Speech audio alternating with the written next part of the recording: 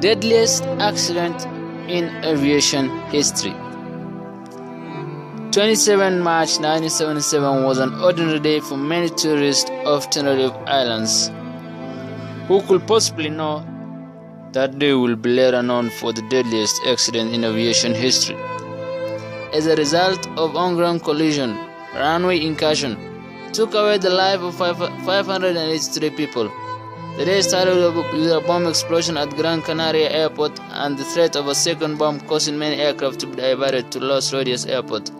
Among them were KLM Flight 4805 and Pan Am Flight 1736, the two aircraft involved in the accident.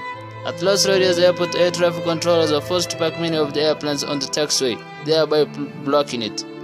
Further complicating the situation while authorities waited to reopen Gran Canaria, a dense fog developed at Tenerife, greatly reducing visibility.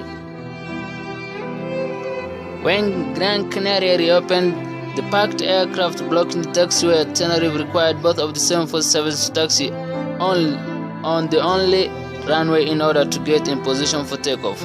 The fog was so thick that neither aircraft could see the other, nor the controller and the tower see the runway or the two 747s on it. As the airport did not have ground radar, the only means for the controller to identify the location of each airplane was via voice reports over the radio. As a result of several misunderstandings, the KLM flight attempted to take off while the Pan Am flight was still on the runway. The resulting collision destroyed both aircraft, killing all 248 aboard the KLM flight and 335 of 396 aboard the Pan Am flight.